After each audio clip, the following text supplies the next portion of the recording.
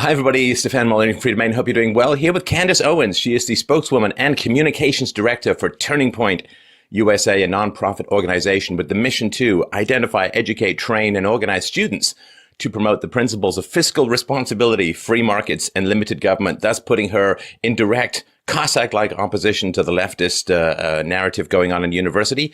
You can check out her, let's cross our fingers and hope it's still running at the end of this interview, twitter.com/real Candace O, that's CANDACEO. And of course, Turning Point USA is tpusa.com. Candace, thanks for taking the time today. Wonderful to be back. So about a year later. Yeah, it was about a year, right? And things have changed quite a bit.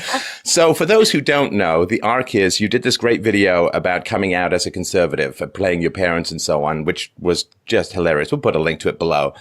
And you were just starting out, you know, a YouTuber with a dream. And how's it playing out for you?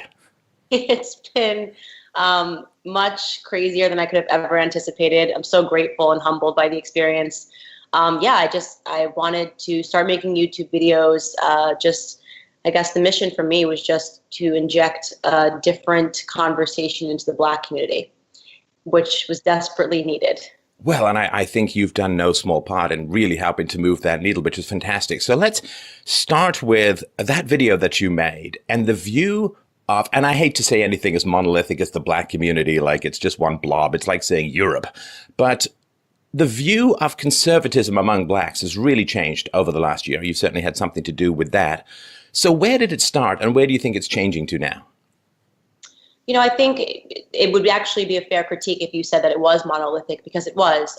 We, as a community, felt that we had to be Democrats, felt that we had to be liberals. And this is something that we didn't just come up with magically in our own heads. This was taught to us. This was systematic.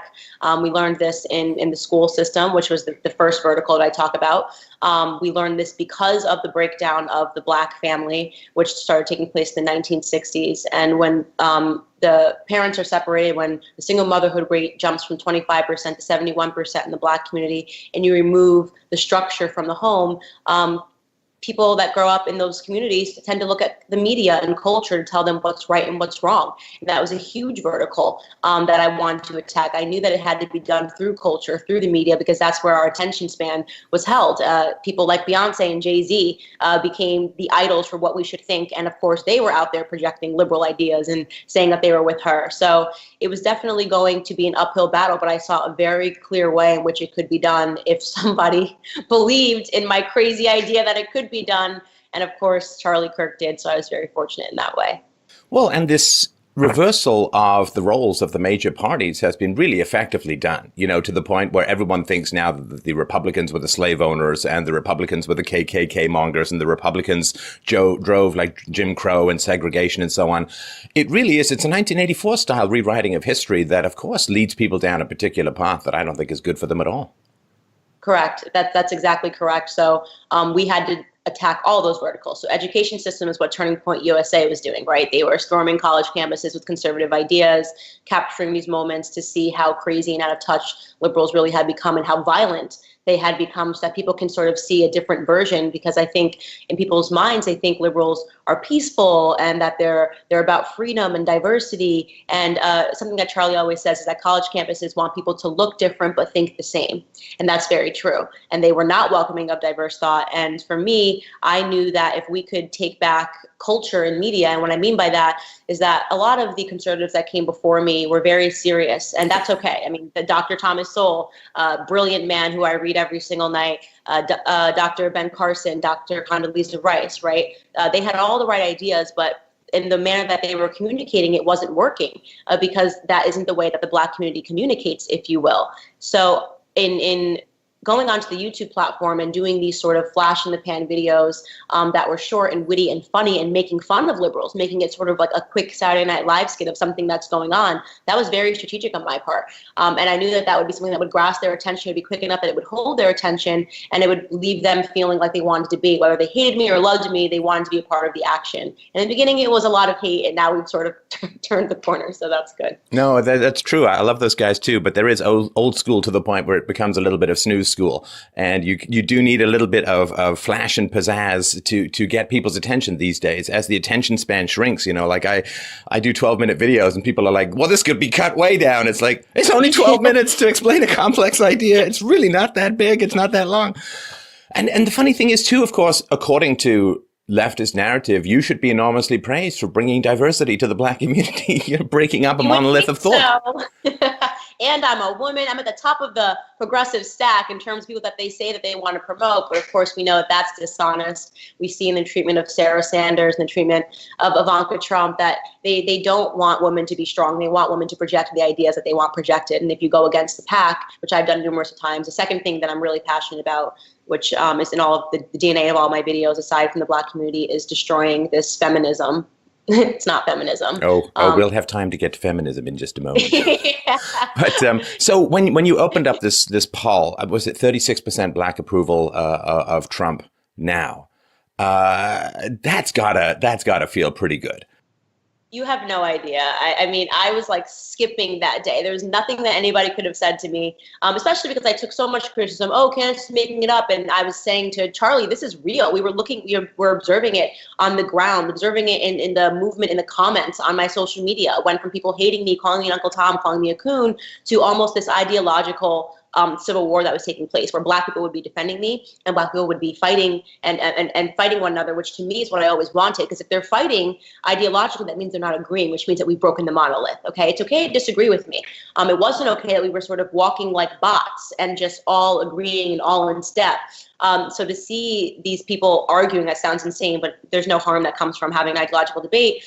It was really beautiful, and I knew it was happening. And then to have that verification come from Rasmussen, which was one of the only polls that predicted that Donald Trump was going to win, it was brilliant. It was a really special moment. Well, and there's no reason to stop at 36, right?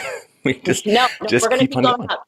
Now, this, I almost feel like with minority communities and Hispanics also gone up, I think about 10% approval, is that they've been told about the free market. They've been told about limited government as if, well, the free market, it was just all about slavery and it's all about oppression and it's all about exploitation.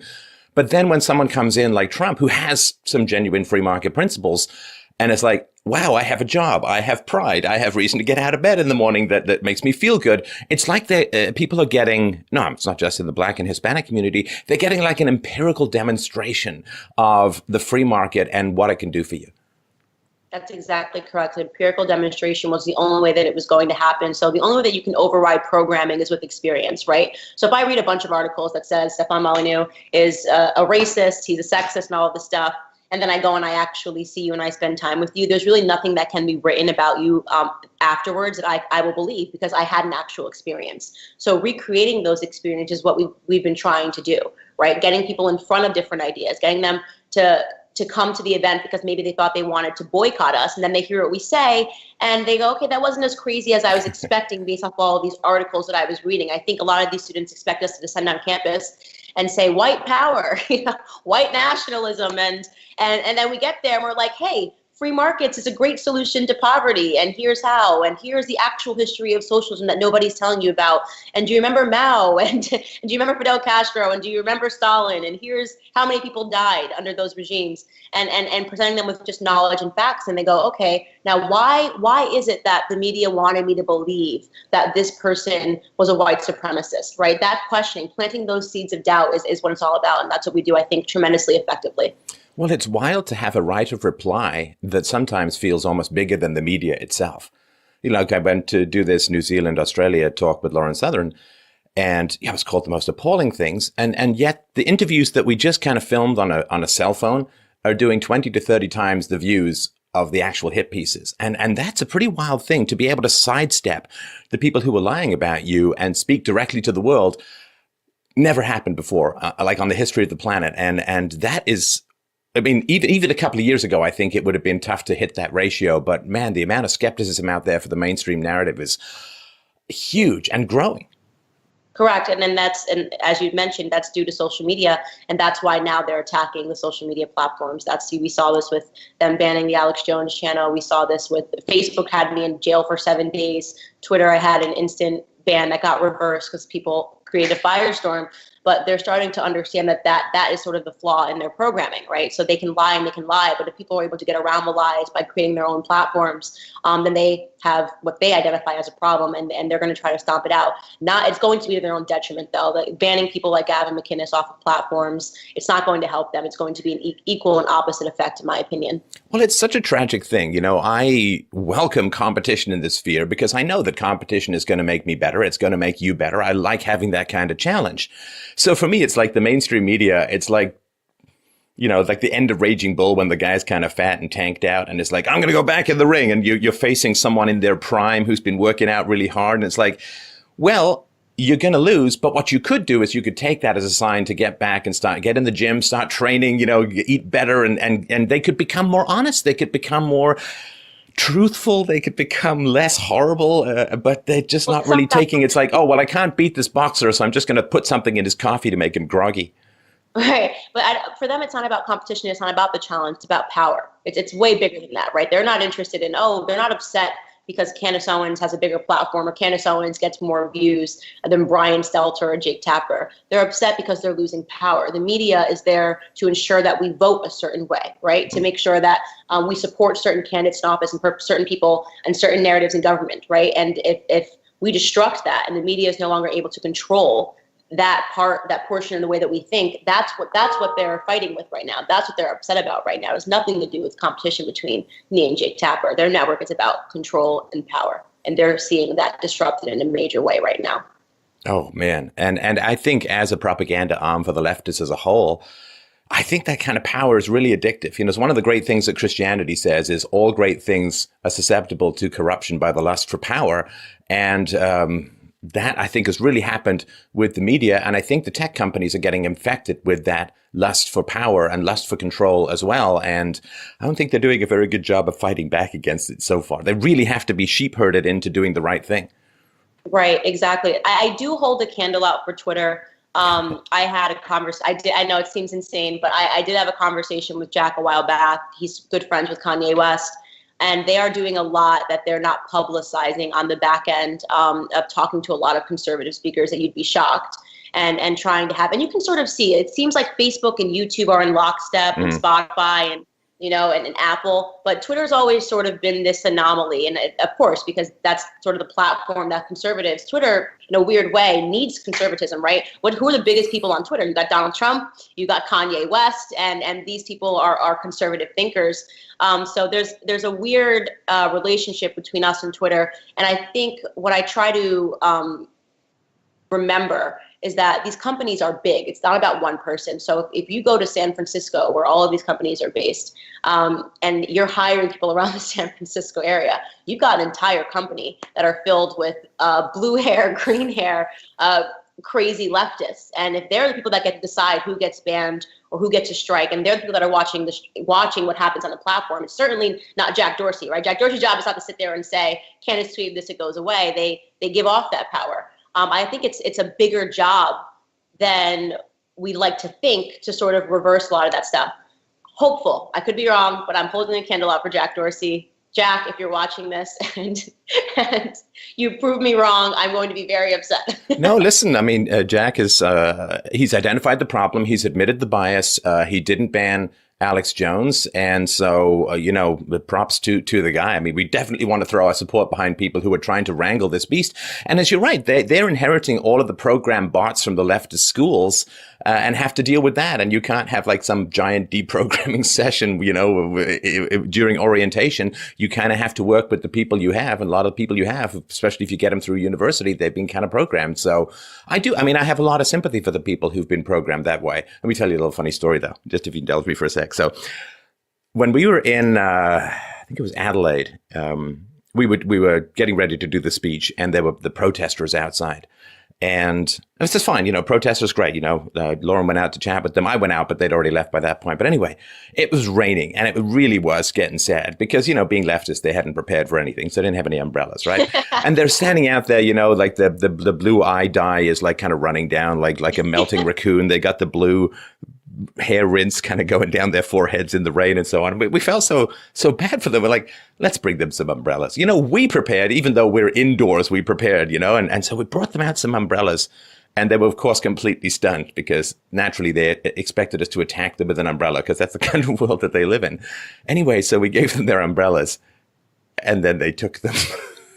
They stole them when they left. Sorry, they socialized the umbrellas. And I just thought. Exactly. Everything is free. Everything is free when you have a socialist mentality. So I'm not shocked by that.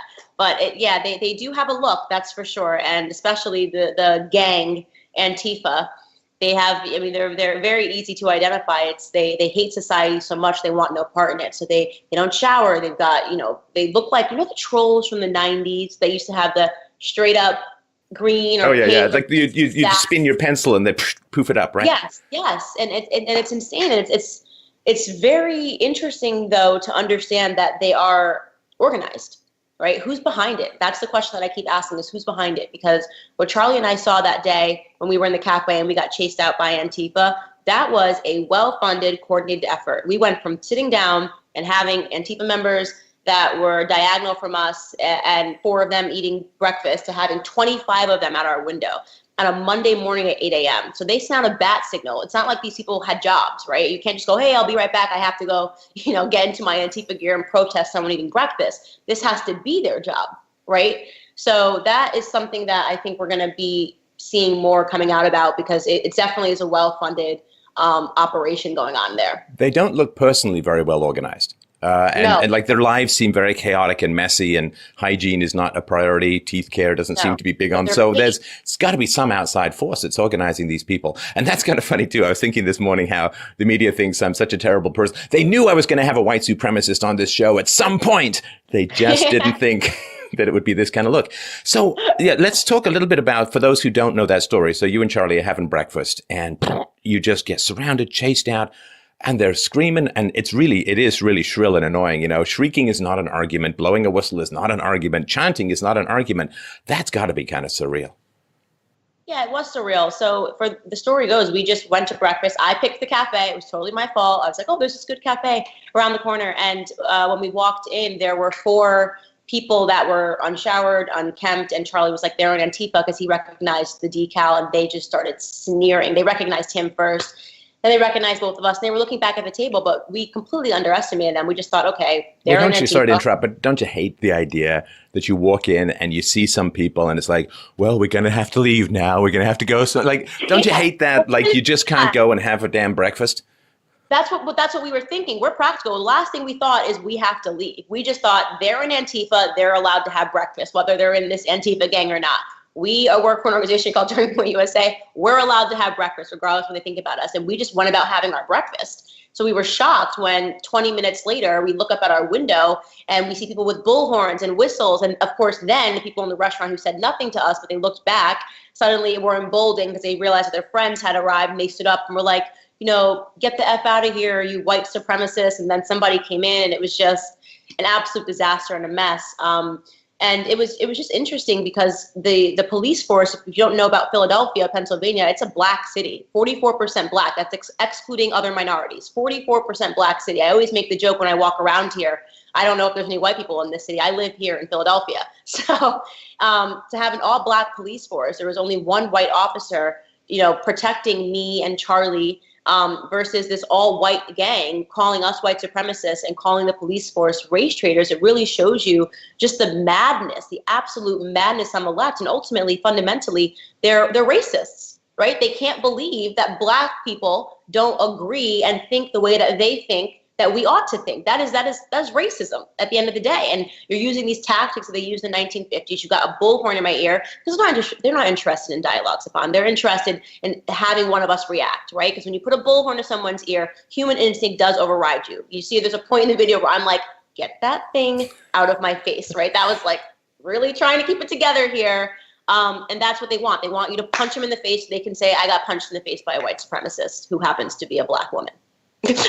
Oh, no, it is wild. I mean, we tried debating with protesters and just epithets and screams. And man, it is really chilling. It is like looking down an abyss into a truly barbaric era where people settled their differences by hitting each other on the head with rocks rather than any kind of recent dialogue. And we really, really got to keep society away from that pit, because I think once you fall down that pit, it's really, really hard. Look, the Dark Ages last for like 1,000 years. It's really hard to get back out. It is, and you're correct. They're like the Flintstones, and they literally just shriek. They at a certain point you'll see in the videos they're just screaming like a blood curdling animalistic scream, like I'm at a zoo in the wild observing people.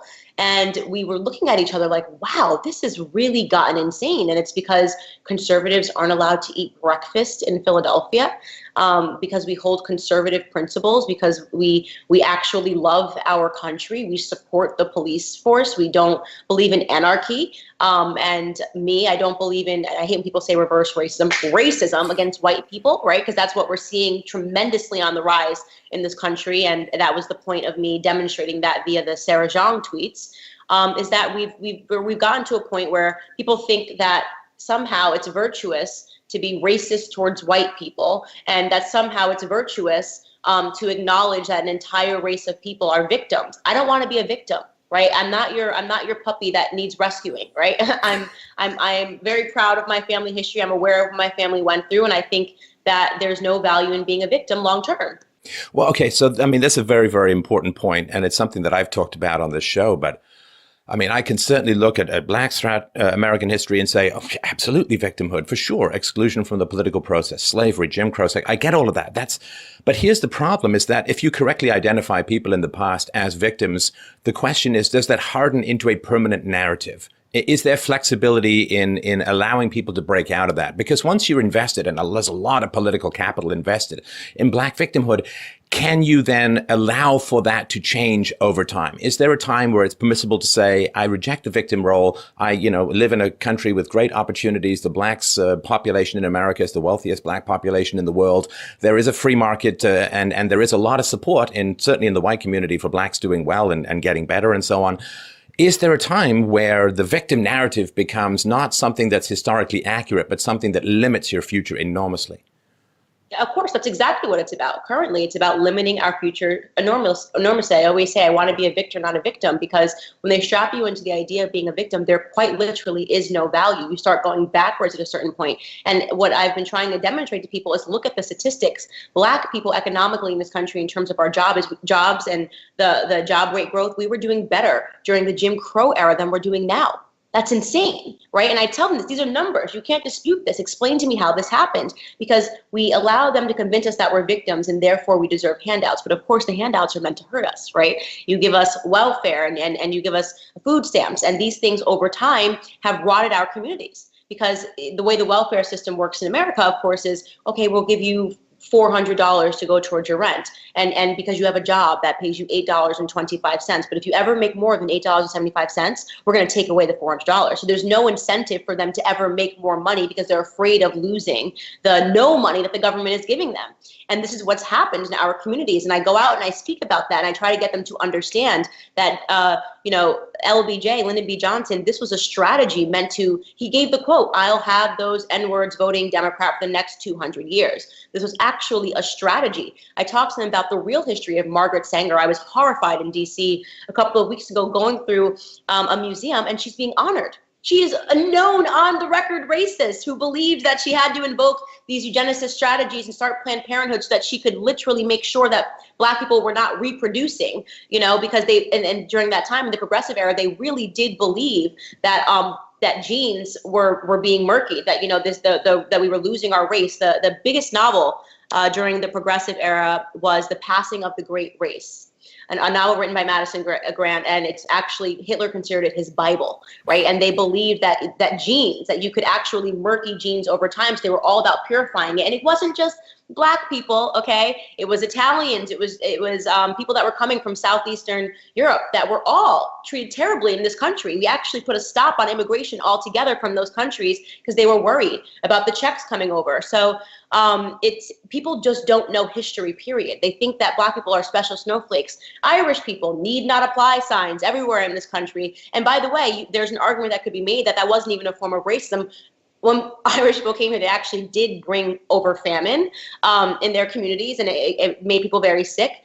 So they wanted them sort of excommunicated, but over time this became racism towards the Irish, even when there was no famine. So groups in this country have been discriminated against since the beginning of time, except for Nordic countries. They've always been discriminated against. That's why I try to tell people is that Why now we loop white people all under the same balloon? Italians, Irish, German, they're all just whites. It's based off the color of the skin. And that's just, it's wrong. It's just pointedly wrong.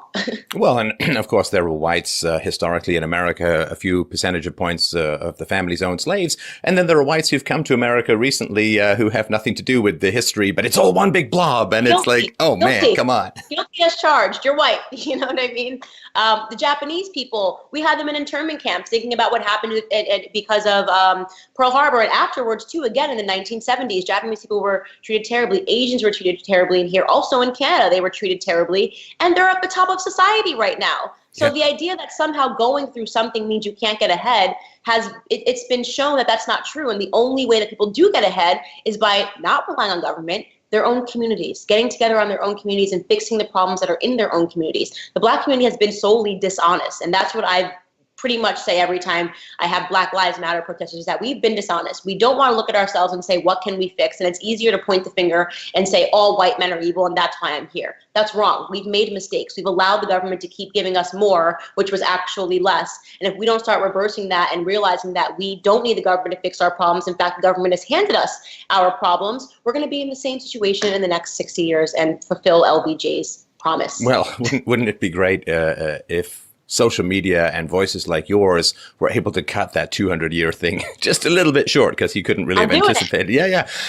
And the other thing too, and I remember this from my Jamaican friend when I was a kid, who was fatherless, and there was this big problem, which is that if you get a father into the home, if you're on welfare, if the father comes into a home, or if a man comes into the home, it could be a big problem for your welfare payments. In other words, they're paying for the single motherhood, which is pretty toxic, both for the little boys and the little girls. You need two parents to raise kids. Like it'd be great if we could make up a world where that biologically just wasn't the case, but you really do.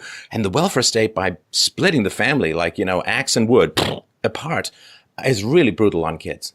What a bizarre thing to do. And that's what I tell people, that the Democrats have quite literally, via LBJ and the welfare system, they have incentivized children being separated from their parents. So it's quite ironic when everybody wants to be up in arms about illegal immigrants separated at the border. I'm like, you guys subsidize this in the Black community. You literally subsidize this. You say to someone, you come with your inspections and the welfare inspections, and if the man lives at home, they get less money. You like families separated, and people don't know that.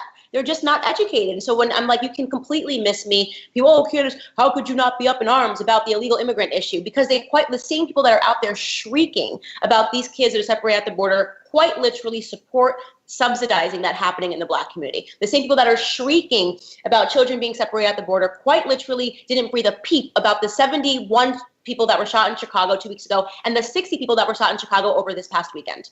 Nothing. You'll hear nothing about it. They don't care, because you know what? Those are Democrat-run communities. This is all about power and politics, and they try to use emotion to get people to vote and do what they want. Right now, they have an issue. The Black community is waking up. The Black community also, if you look at the statistics of our population growth, we haven't grown. We've just been flatlined, and this is partially due to the 900 Black babies that are aborted every day, 17 million since 1973. 50-50 chance if you're a Black baby of making it out of the womb. That's incorrect. 61%. No, don't tell me that. It's still the morning. Yes. Oh, no. 1%. You have a higher chance of surviving the Black plague than surviving a Black woman's womb. Okay? Oh, no. 1%. Okay? So, and people want me to be up in arms about it. It's just, they're the massive hypocrites.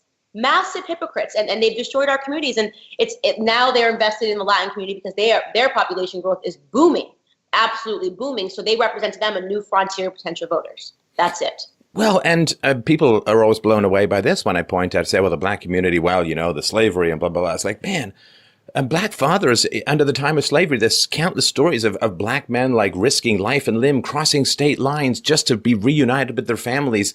And the 1920s and 1930s, Black families in some locations were stronger and more together and for longer than white families. I mean, are people going to try and tell me there was no racism in the 1920s and 1930s? It makes no sense. It does make no sense. And I grew up in a household with my grandfather, and he, to me, is just he is what everything a man should be. I mean, he got married, he was 17, and my grandmother was with her until her dying day. Morals, they put God first, family first, and that all deteriorated. And when you think about my father's generation, that all went away. Something happened around the 1960s. The people that were born in my grandfather's generation, the 1940s, who was born in 1941, they figured something out. They were working hard. Yes, was he born in a situation where there was racism? Of course. He had the KKK attacking his home at night. He was born in North Carolina in a segregated South. Of course. But in terms of what he was able to accomplish in his life, he did better than my father did. That is remarkable to consider. And that's what I asked. I just put the question, how is that possible? What happened? What did we as a community do differently from the 1940s until around the 1960s? And what are we doing differently now? We have our hands out when we're accepting government handouts. Well, it's funny because I remember when my mother's mother came to visit, that because my mother was kind of like a boomer, and there's this whole chaos around the boomers, and they're very untutored. They just gave up on teaching any kind of values for the most part to their kids. And I remember sitting across as a kid from my grandmother, and she just seemed like almost like a completely different species, like a pious and serious and sensible and a good listener and able to have.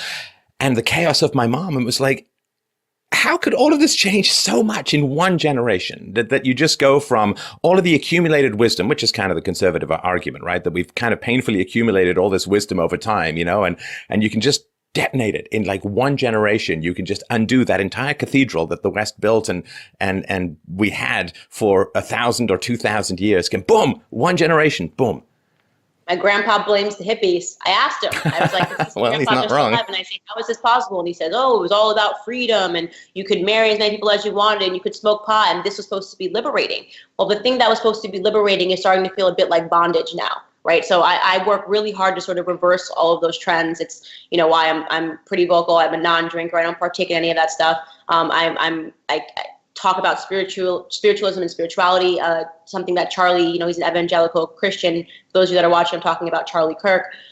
He always has the argument, they stopped teaching the Bible too in the last few decades. In school, they used to teach the Bible objectively. You didn't have to be a Christian. It didn't matter what your religion was. They would teach the Bible in school. So much has changed, and nobody wants to start to have those conversations about when they talk about school shootings. Oh, let's blame the NRA. Ridiculous, right? They want to talk about all of these things. They never want to talk about culture and how much it's changed, how much my grandmother cooked and my father and his sisters ate every single day around the table. They had dinner around the table. When we woke up at my grandfather's house, we would read a passage from the Bible for breakfast every morning, and he'd go around and ask us questions about it. And I hated it. I absolutely hated it when I was a kid. And now I look back on it and I'm like, wow, that was so grounding. And the more that I become more conservative, because I was a liberal, and that's when I was kind of a terrible person, to be honest. And the more that I become more conservative, I feel like I become a better person. I become closer to all of those things that my grandfather was trying to instill in me as a child. And these are the kinds of real conversations that need to take place that you and I are having right now in the Black community, in all communities, not just the Black community, but especially in the Black community. Well, to me, this is very reductionist, but conservatism is about prevention and liberalism is about cure. In other words, unwed mothers is a big problem. So conservatism says, don't have sex till you get married, or use protection, and we really aim to have two-parent families. And if there's a single mom phenomenon, then we're going to try and get that kid into a two-parent home through adoption and that kind of stuff, right? So it's all about preventing these problems, whereas the liberals are like, yeah, go do what you want. And, oh, wow, we got a lot of single moms. I guess we need a giant welfare state now. And it's like, it's all about this supposed cure that actually just encourages more bad behavior. I love that. That is really, really smart. And saying that in that same vein, it's not even about them trying to find a cure. They also try to make it seem like it's empowering. Right? Like right. Being divorced 3 times is empowering. You don't need a man, right? Like this, then that's why I hate feminism. And I'm such a vocal non-feminist. And I realized we don't need men. Yes, we do need men. Quite literally, we need men. Like the whole species would die off, right? If we didn't have men. And they demonize things like the church. They demonize things like two-parent homes. And they it's antiquated, it's old, it's Puritan. And that's what's caused, to me, in my opinion, that's been the source of all of the problems that we have in society today, is the demonization, especially when you talk about masculinity and what it means to be a man today. It is pathetic. These little boys are pathetic. Looking at these Antifa protesters with blue hair, and you're screaming and shrieking because you don't know how to deal with the fact that somebody has a different opinion than you. That's really the terror and the trauma that you're going through in your life. Versus the men in World War II, the average age was 23 years old. Those boys knew they were going to die when they were sent over, right? The odds of them, especially when they stormed, Normandy Beach. Just think about everything, and they stormed Normandy and Omaha Beach. Everything that they had to go through when they were younger. That was real manhood. But I think of my grandfather. He's such a man, and they demonize that. Masculinity is wrong. It's toxic. They put these words in front of it. It's toxic. Well, if you don't need a man, I guess you don't need any male taxpayers then, do you? Don't need any government, don't need any redistribution. It's like, no. And to me, this is, you have to demonize people you're exploiting. Otherwise, it might provoke your conscience, right? So the whole feminism rests upon massive trillions of dollars of redistribution from largely male taxpayers to largely female consumers. The welfare state is the single mom state to a large degree. So, of course, in slavery, you had to dehumanize blacks in order to enslave them. Otherwise, you've got a conscience and you're like, that's a human being. You shouldn't be owning a human being. And right. So, of course, feminism in exploiting male taxpayers has to demonize them and call them evil. Although it's kind of tough to exploit people you empathize with. That's correct. And when you actually look at statistics, women are doing better than men in society. They came up with the myth of the wage gap, which is like, you need somebody to explain to you why if you go get a job picking out handbags at Vogue and somebody else is working at Goldman Sachs, he might make more than you. Like, you need somebody to explain that to you. All of my friends in college took up fashion. Their majors were fashion. Did they think that they were going to have the same experience and the same wage and the same job offers as people that were taking up,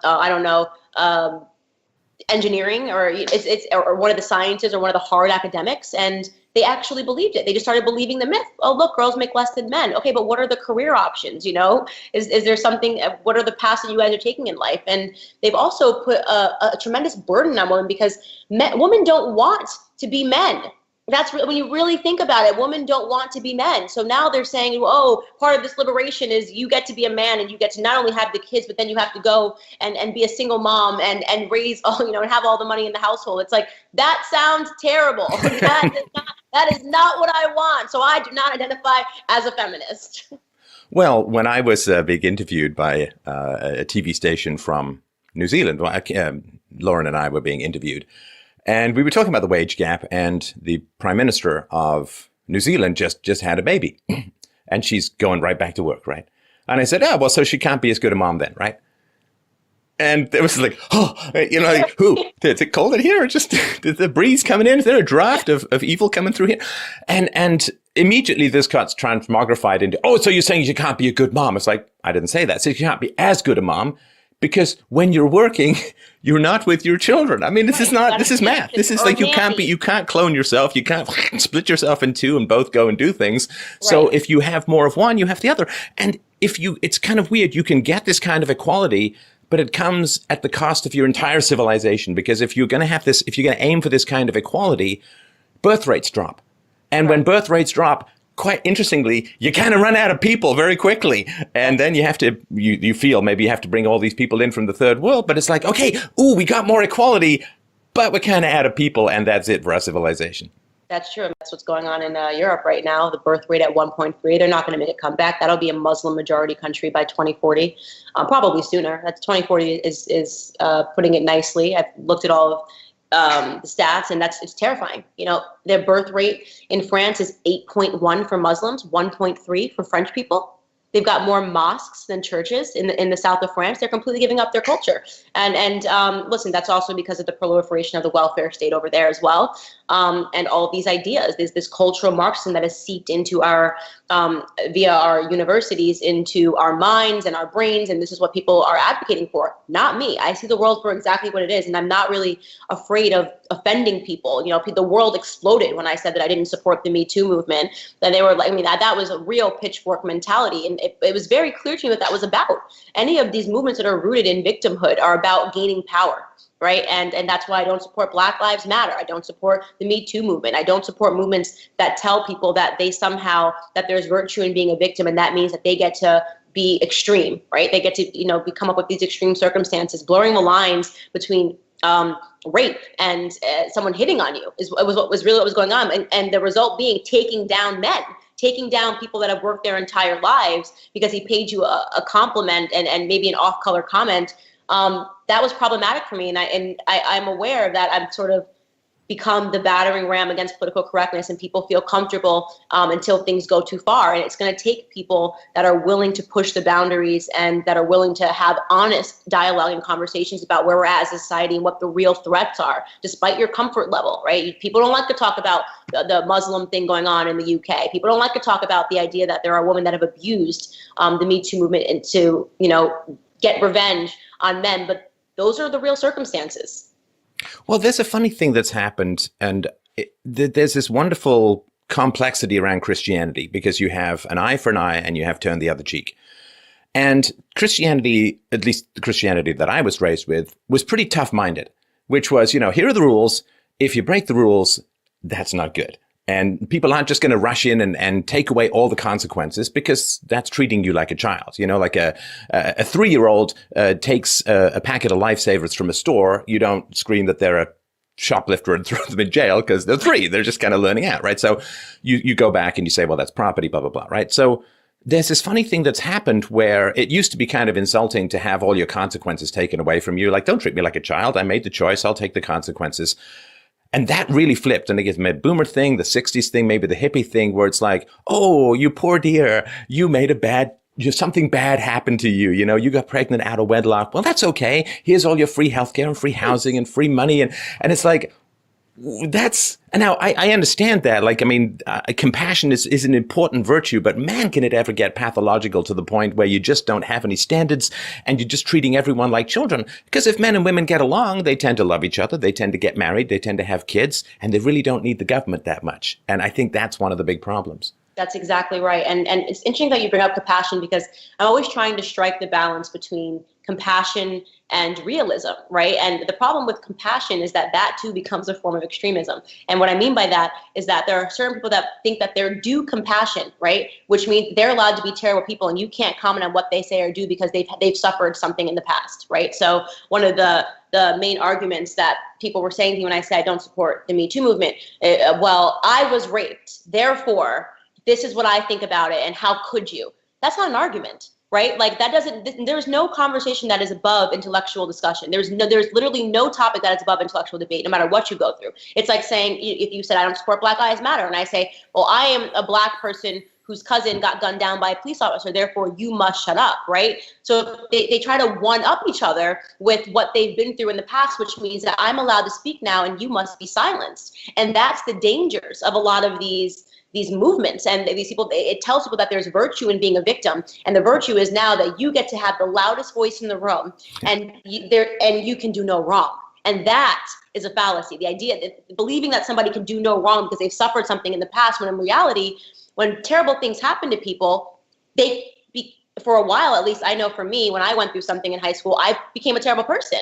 Like Charlie always says, hurt people, right? So bad situations for a while become you. And if somebody tells you that rather than processing what you went through and going through that era, that you now have the right to be angry and bitter and to take out on the world what you went through, it creates a cycle of just bad. A cycle of just bad. A cycle of just bad. Hey, we have a title for the show. Right? No, and that's a very sensitive issue, but I think I'm just going to be perfectly frank about it. The people who take genuine victimhood and turn it into artificial bullying are terrible people. If you have absolutely suffered, then honor your suffering. Yeah, because you know what it's like to be victimized. You know what it's like to be bullied. So don't turn your genuine victimhood into artificial bullying, because you've become what you despise. Again, something that Christianity really, really warns you against, and so does philosophy. And that's the idea of the Black community, right? Well, they went through we went through Jim Crow laws, and we went through slavery. I personally didn't, but apparently we did. That's the argument, right? So now we can say anything we want. And we can be racist, and we can say white people suck, and we can say white people this and that. That's crazy. Because you suffered something, you now are allowed to impose suffering. Is that the argument that we're making? That doesn't make any sense. So, and the idea that there's permanence in suffering is also fallacious, right? I didn't go through the Jim Crow era. I didn't, I did not go through slavery. I've had remarkable relationships with people of all different colors my entire lives. And now I'm being taught in the education system and through the media that no, Candace, you did live through this. You have a right to be bitter and angry and to turn your ancestors' suffering into hate towards an entire race and into virtue signaling, into believing that you can shut down conversations by saying, but I'm Black. So I don't care if you're saying 1 + 1 = 2, Stefan, because I am Black, and I am telling you that your people, when I tried to say 1 + 1 = 3, made us suffer. It's insanity. It's ludicrous, and that's why I'm trying to inject some common sense. If you would like to win a debate with somebody, just have facts, have data. Oh, yeah. Well, the people who say to me, well, you can't, Steph, you're white. You can't understand the Black experience. It's like, well, then by that logic, you can't understand the white experience. So don't tell me about white privilege. Now we simply can't talk to each other, but we all have to live under the same rule of law. Oh, this is going to go great. This is going to be a wonderful society when nobody can talk to each other about anything. Oh, I can't wait. That's a part of what I do, too, is inviting white people in to have a conversation about the Black community. Just because I am Black does not mean that I know every statistic regarding the Black community. Actually, in many ways, you could argue that the most ignorant people about the Black community are Black Lives Matter. This group, Black Lives Matter. They blocked me on Twitter because they tweeted after a school shooting, NRA is a terrorist organization. They tweeted 5 lines repeating that. The NRA is a terrorist organization. So I tweeted back at them, imagine considering yourself a Black rights activist group and being so ignorant that you don't know that the NRA trained Blacks against the KKK. Like, are you kidding me? Are you that you know nothing about your own history? So of course they dealt with it the best way they knew how, and they blocked me, right? Silence the truth and continue on with your ridiculous tweet because you know nothing about your own history. And that's not their fault. I didn't know anything about my own history either. Charlie knew more about the Black community than I did when I started this journey, right? I had a feeling that something wasn't adding up, but I had to do a tremendous amount of studying. I mean, I study every single day and every night, and I'm learning the truth now. And I never learned it. Through all of my schooling, I never learned the truth about my own community. I never learned about Black history, despite the fact that we have an entire Black History Month. There's also ludicrous, right? At the same time that we say that we want to be assimilated, we also ask for separation, which makes no sense, right? Well, of course, you have to call it Black History Month because race-baiting propaganda month is just too much typing. Now, let's talk a little bit about the shootings that are going on in these Democrat-run cities, because, man, it's horrendous. Like, I literally have to sometimes skim over these articles like, please don't let any kids be shot. Please don't let any kids be shot. Because, I mean, it's rough enough when the criminals are shooting each other, but, you get kids shot in the drive-bys, and it's just, man, it's such a weight on the chest. What do you think needs to happen in some of these cities to begin to curb this feral aggression? Look, so I have the approach that right now, especially in Chicago, I'm always saying Trump wanted to send the National Guard, send the National Guard. The only thing right now that's going to stabilize this community temporarily is the presence of people with bigger guns, right? The only thing that's going to stop a guy with a smaller gun is a guy with a bigger gun walking around and feeling like, they're under watch. And by the way, that's totally justifiable. We had 4,000 during Obama's era, Obama's 8 years in office. He had 4,000 people were gunned down in Chicago. I believe that's right. It's a hit or miss. It's about 4,000 people. Same amount of people died in the Iraq War. It's a war zone. Okay, Chicago's a war zone. Okay, so you have to deal with the war zone the way that you would deal with the war zone. Send the National Guard temporarily. Vote out all the Democrats. Right. Understand that these cities are impoverished and the violence is happening because it's a vicious cycle. Right. And this is what happens when people have nothing. People are more likely to commit crimes when they have nothing. Start talking about Judeo-Christian values again. Right. Start talking about putting these communities back together, getting rid of the welfare system. Okay. If I was president tomorrow, the first thing that I would do would be completely revamping the welfare system. I hope it's something that Donald Trump does. Welfare should not be a permanent structure. If you need welfare, sure, we are happy to help our own. It should be for a couple of years, then you're getting kicked off of it. Why are people on welfare for their entire lives? It makes no sense to me, right? It should be something that helps you when you need it most, not because you had a kid out of wedlock and you now don't want to get a job. If you're an able-bodied individual, get a job. Now there are jobs. We have Trump in office. It's about, building the communities back up from the bottom. So family, first, very National Guard on the ground, then talking about family, treating Judeo values and getting these people off welfare and educated in, proper schools. Proper schools. Boy, there's a good bridge for us. Proper schools, because, man, these schools they're rough and they're bad. And I think the charter schools have some value, and you can see, of course, how desperate some of the inner city parents are to get their kids into schools where there's more control. But I think that the education control system is really rough on kids, particularly the poorer kids. School choice. I'm pro school choice. Issue I'm taking up majorly come October. I'm working on a really big project that we're announcing in 2 weeks. And we're going to be directly doing one-for-one campaigns in school choice. And we're going to be doing rallies in Chicago and Detroit and all of these inner cities that have been broken down by Democrat policies. And just education, and you're exactly right, giving them the option to go somewhere else for school, helping them understand what that means, right? What a school voucher means. And half of them don't even understand that. They think that somehow Republicans want to take away the public school system, and they don't even understand it because the left has done such a number in terms of owning the media. Thank God for voices like ours have being able to get out different information, and I don't intend to squander that opportunity, especially since everyone is paying attention now, and God bless Kanye West. Really, people don't understand how significant that was for the Black community. Okay, good. So, like, as you know, I'm a stay-at-home dad, so I'm desperate for gossip. I mean, information. I mean, enlightenment. But the Kanye thing, you know, the tweet, the meeting. I mean, please indulge my curiosity. I mean, what was all that like? It was surreal because right after I did your interview a year ago, I did Dave Rubin, and people wrote in questions and asked me, you know, who do you Wait, look can up I just to? do my little imitation of one of your Dave Rubin appearances? Are you ready? You've heard this before. Guys. I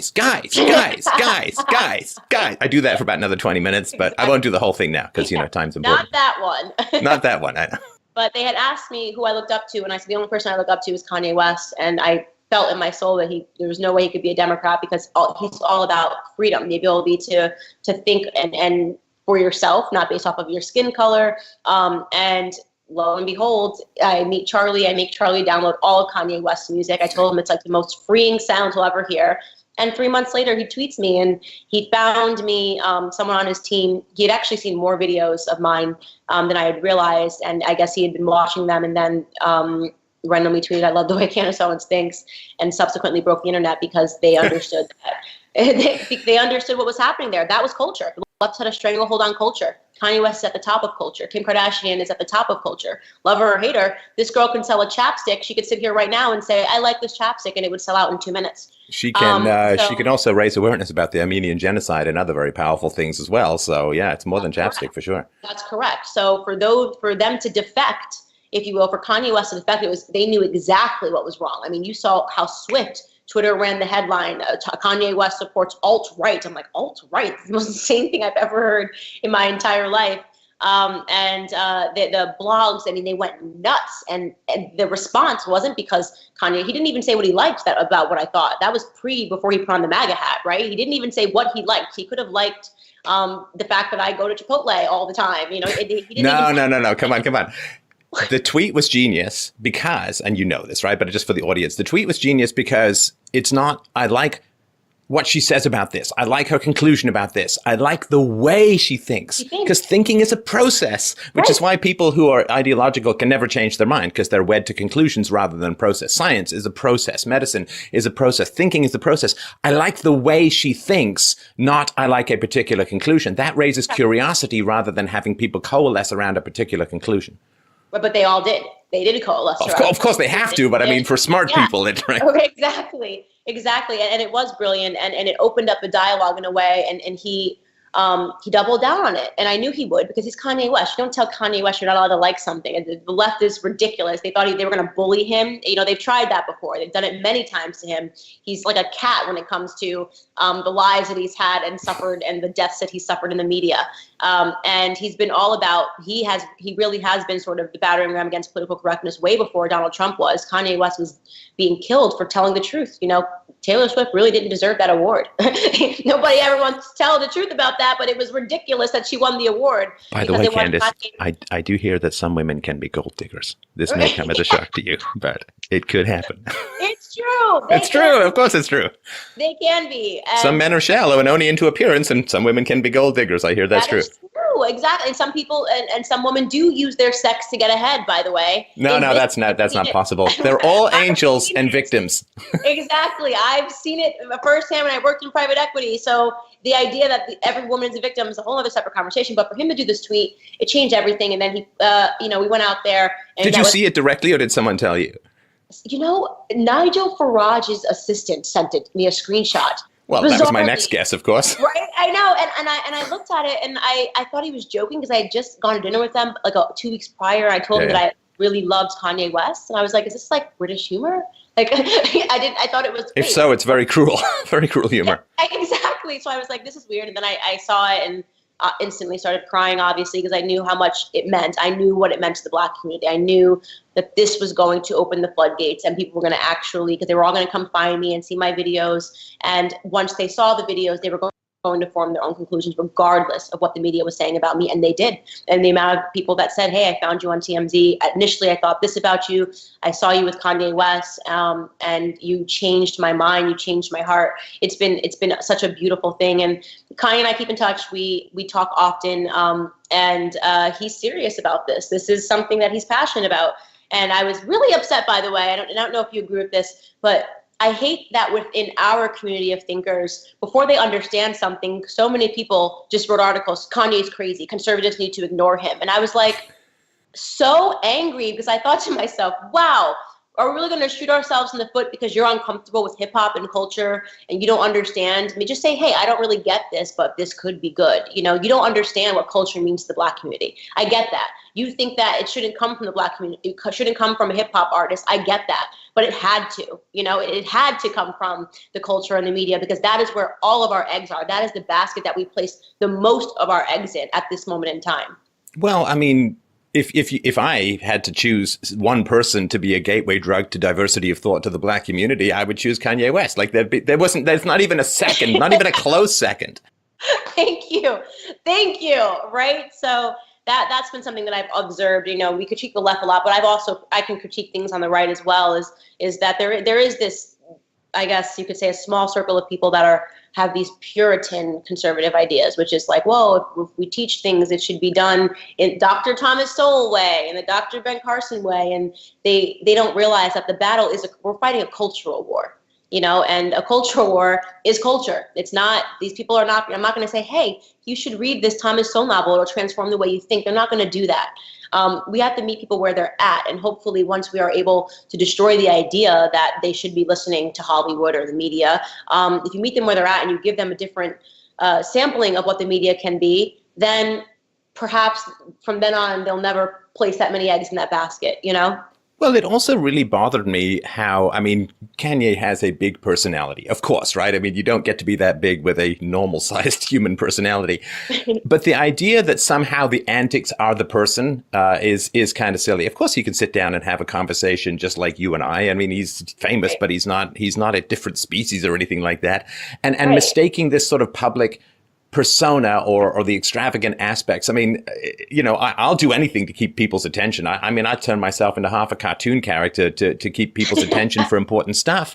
But that doesn't mean I can't just sort of sit down and have a regular conversation with people. And I think mistaking the public for the private is silly. And judging people by the merely public persona is, I don't know, it just seems kind of one-sided and unidimensional, I guess. People are complex. It is. It is. They discount people. It's like, because he raps, he can't create clothes. Well, they told him he couldn't do that, and now he's on pace to be a billionaire by the end of this year because he created clothes. And people are. I'm not just interested in politics. I'm interested in hip hop. I'm interested in music. I'm interested in dance. And people are not one-dimensional. And he never came out and said, "Oh, here are all the reasons, and now I'm a politician, and everyone should vote for Trump." He said that he liked Trump, right? And that was so important because people were boxed in and believing that if they liked Trump, somehow that meant that they were racist or sexist or misogynist. And he opened up that conversation and that dialogue. And I'm so grateful. I really believe that one day in history books, that simple 7-word tweet is going to be in it. Like, what changed? The Black Revolution against the Democrat Party will be a chapter in some history book somewhere. Yeah. And Kanye West will be mentioned because he played a significant role with something so simple. Well, I think more than mentioned. I think there'll be a chapter on that whole thing. And I mean, almost like a turning point in the USA. But no, this really is. I mean, it was. I mean, I remember looking at that thinking, ooh, goosebumps. Like, I literally got goosebumps thinking, well, this changes everything. This changes absolutely everything. Now a conversation can open up. And okay, well, you need a rap guy, a businessman to legitimize. I don't care. I don't care how the conversation gets legitimized. I don't care. It can be accidentally skywritten in clouds over Harlem. It doesn't matter to me. What matters to me is the conversation begins. Once you take that first rock out of the stream and then the conversation flows, I don't care how it starts. And the fact that Kanye tweeted about you and then you were going out doing your thing, fantastic. All we need to do is to have that conversation open. And that means that you have to have permission to talk about things without just being verbally abused, screamed at, bullhorned and stuff like that. And he did that. And the level of influence that he has, I mean, not just in the black community, which is enormous, but in the youth community as a whole of all races. I mean, the man was, it's like the old Greek thing, like Zeus like takes his thunderbolt and throws it at the ground and illuminates the landscape. That tweet, that moment was that. And I just remember thinking, well, things get interesting from here now, don't they? That was a great way to describe that. I love the Zeus Thunderbolt. That's exactly what it was. And it allowed us to hit the reset button. And as I said, it opened the floodgates. And again, you're right, not just the black community, to the leftists, the far leftists who follow him and love his music, and that's the thing about Kanye West. His album after that was #1 in 83 countries. They were saying boycott Kanye, it didn't work. But that really sort of tells you, to talk about a litmus test for where the consciousness is that people were willing to say, okay, it's okay. He likes the way Candace Owens thinks. And, he invited me to his album release party, which was surreal. Did you end up going? I'm just kidding. Yeah, are you kidding me? I'm sorry, Kanye. I think I might be busy that night. Got something to do with him. I'll put you on the list, though. Wow, what a thing. From Kanye West. But what was really remarkable is that, it was a predominantly black crowd, and there were all of these hip hop artists and hip hop bloggers, mixed in with bloggers from Rolling Stone and all of these publications. They had all written terrible things about me that week, right? And I get there, and it was just all love. It was all love. It was like, oh, I mean, you're not that bad. They were making fun. They were putting me on their Snapchat, and it really helped you to understand that the media, it's assimilation, and that's the one thing I would say, especially about the black community, is like, once we get together, we laugh. We love each other. There's so much love there. There's so much laughter. And they've been trying to now divide us. And they tried that with the Kanye thing. It's like, oh, well, if you're really black, you're going to have to boycott Kanye. And of course it didn't work because he makes good music. He's a talented artist. And to have those conversations with those people and for them to laugh and for me to actually say to them, no, I just really believe this, and to explain to them what I thought, that was the greatest takeaway. That was the story that wasn't told about his album release party, was that everybody loved each other. And we all have different political beliefs. And talking to people that lived in Chicago, because he had flown in people from the south side of Chicago. Kanye is from Chicago. And I asked them, you don't like Trump. What do you think about what's going on in Chicago? Every single one of them on that plane said, tell Trump to send the National Guard. Every single one of them. So There are issues that, and if we're trying to understand why Trump has been so successful and why his approval rating is going up, it's because there are issues that transcend politics. There are people that are dying. They're burying their friends. They were showing me pictures of people that they were burying. He just died last week. Everybody loved him. He was just walking down the block and got shot. Do you think they're going to care about your personal feelings about Trump if he sends the National Guards and resolves that for them so they don't have to bury their cousin, their sister, their brother? That's the stuff that matters. Results. The results that are driven by this administration is what's going to count in the end. Well, and anybody who understood free market, who understood opportunity, who understood capitalism, everybody who supported Trump knew that this was going to be of particular benefit to the poorest in society. And anybody who says, let's relook at immigration, knows that with less immigration from low-skilled countries, it's going to help the poorest in society. And yeah, there's going to be some whites, some Hispanics.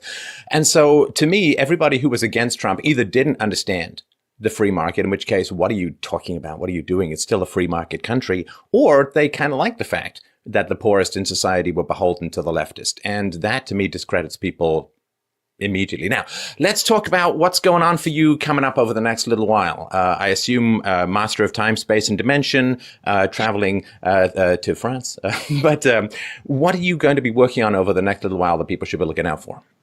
I am launching a project in 2 weeks that I have worked so hard on and working on it since February that will specifically target what I see as a mass exodus from the Democrat Party, from the Black community, other minority communities, gay, lesbian, anybody that is starting to understand that we are being used to turn various groups into single issue voters. And I think it's going to burn the place down. I realized suddenly, I don't just want to leave the Democrat plantation. I want to burn it down. So By the way, everyone at YouTube, these are all allegories. This is language that is poetic. There will, in fact, be no fire in Candace's future. Just wanted to point that out because, sarcasm and innuendo and florid language can often be misinterpreted by leftists. So I just wanted to point that out. Right, exactly. No, I agree. I mean, I think it is a very toxic mentality. And I think it has done a huge amount, not just of physical harm, but of psychological harm. Because, yeah, you see the bodies in the streets, but think of all of the people who've absorbed, well, you know this, right? Think of all the people who've absorbed this victim narrative and have absorbed, oh, there's this monolith of white racism that means you can't get anywhere in life. You can't get things done. The huge amount of potential that is lost and the huge amount of lostness that happens to people and the nihilism that comes from it and the temptation to violence rather than productivity. I mean, the costs cannot even be calculated, and anything that strikes a metaphorical body blow against this ideology is a huge blow for human freedom. That's correct. The number one thing that they took away from us was our self-confidence. That's what that's what I tell so many of the Black youth. We're doing our first ever Young Black Leadership Summit, which is just all of the Black people that have been commenting and they're in college or they're not in college or in the projects and can't afford to it. We want to get them all into a convention and let them hear conservative ideas. The speakers aren't all Black. We want that. We want to provide a venue for, hey, white people that are really smart. If you could say something to the Black community in a safe space, what would it be? And we want them to hear that. There are so many thought leaders that they are told they can't listen to get the Black youth and to let them target a message directly to the Black community and say, here is what you guys have been getting wrong. And we've been trying to tell you, but we've been called racist. We've been called sexist. Here's what we understand. Opening up that conversation again to make it okay for white people to criticize things that are happening in the Black community, for Black people to criticize things that are happening in the white community, without all this concept that somehow your color of your skin transcends the conversation. That's what it's about. And we often face criticism. Oh, isn't that identity politics to do a Black Leadership Summit? No, it is identity. We are the Black community and we are suffering, and we do need to hear a message that is targeted directly to us. It is okay to have a community. It is okay to have an identity. We need to never again let our identity be politicized again in the future. And that is why we are doing this Black Leadership Summit in October, which I'm ecstatic about. Fantastic. Well, let me know about that. We'll help publicize it. And just wanted to remind people, check out Turning Point USA at tpusa.com. Link will be below. The Twitter is twitter.com/real Candace O. And she is, of course, the spokeswoman and communications director. I don't know why she's not very good with language, but I'm just kidding. For Turning Point USA, a nonprofit organization with the mission to identify, educate, train, and organize students to promote the principles of fiscal responsibility, free markets, and limited government. Candace, a great pleasure to chat with you. Thanks for your time today. So wonderful. We got to do it again. Another 1 year mark. All right. Take care. Joke. Not really blow up the world. Right. Asterisk. It's just language. All right. Take care. Bye-bye.